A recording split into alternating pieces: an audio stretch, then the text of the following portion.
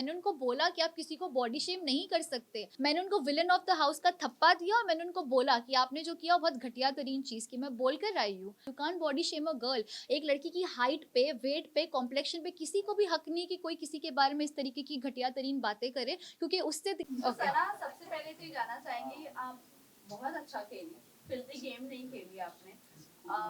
बहुत स्टैंडर्ड अपना मेंटेन रखा आपने, बट आखिरी आखिरी में जो बॉडी शेम किया गया था, आपने उस चीज को बराबर जवाब नहीं दिया। कहीं ना कहीं आपके फैंस और ऑडियंस को यही है कि अगर आप अपने लिए प्रॉपर स्टैंड लेकर लड़ती तो शायद से एक अलग और सना देखने मिलती लोगों को। What you have to say about but ma'am मुझे लगता है कि मैंने पूरी तरीके से स्टैंड लिया। इनफैक्ट पूरे 1 महीने की जर्नी में अगर आप तवज्जो देकर देखेंगे, मैंने कभी भी इतना फायर वे में आंसर नहीं किया, बट वहाँ पर मैंने किया। मैंने उनको बोला कि आप किसी को बॉडी शेम नहीं कर सकते। अरमान जी को थुलथुला बोला गया था, तब सबसे पहले मैं उनके पास गई थी बोलने के लिए कि उन्होंने आपके साथ गलत किया। और उन्होंने एक चीज़ मुझे बोली थी कि पर्सनल में कभी भी किसी को डेरोगेटरी या बॉडी शेम वाले रिमार्क्स पास नहीं करता। जैसे उन्होंने मुझे बॉडी शेम वाले रिमार्क पास किया, मैं गई, मैंने स्टैंड लिया।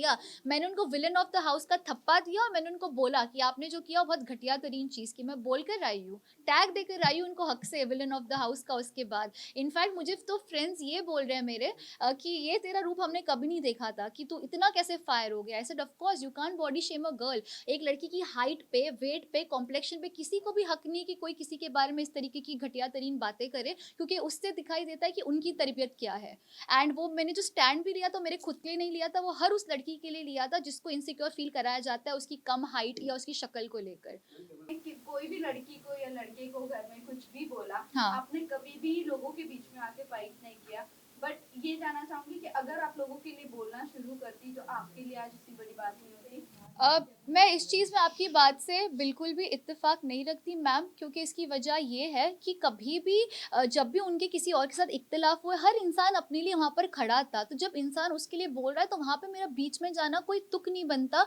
बट जब उन्होंने मुझे भी कई दफ़े उन्होंने कई मरतबे बहुत वाहियात चीज़ें बोली। जैसे शुरू में मुझे बोला कि मैं फेक हूँ, मेरे उर्दू के लहजे के हवाले से उन्होंने कॉमेंट किया। कई मरतबे उन्होंने चीज़ें मेरे लिए अगली करने की कोशिश की। बट मैं हमेशा इस चीज़ में बिलीव रखती थी कि इंसान की आवाज़ में नहीं, उसके अल्फाज में दम होना चाहिए। And I kept that. I didn't really feel the need to raise my voice. I always raised my argument. But this time जब बॉडी शेम की बात आई, तब ये मैटर मुझे थोड़ा सा बड़ा लगा, क्योंकि वहाँ अगेन आई रिपीट, मैंने अपने लिए नहीं, हर उस लड़की के लिए स्टैंड लिया जिसको बॉडी शेम किया जाता है। ये बोलना चाहूँगी अरमान मलिक के हवाले से कि वो हिपोक्रेट इंसान है, और उन्होंने बाज़ दफ़े ये प्रूव किया है। दूसरों के हवाले से तो किया ही किया है। मेरा तो पर्सनल एक्सपीरियंस है, साई केतन को मेरे अगेंस्ट मुसलसल भड़काते गए और उस वजह से साई के बिहेवियर में तब्दीली मुझे दिखी।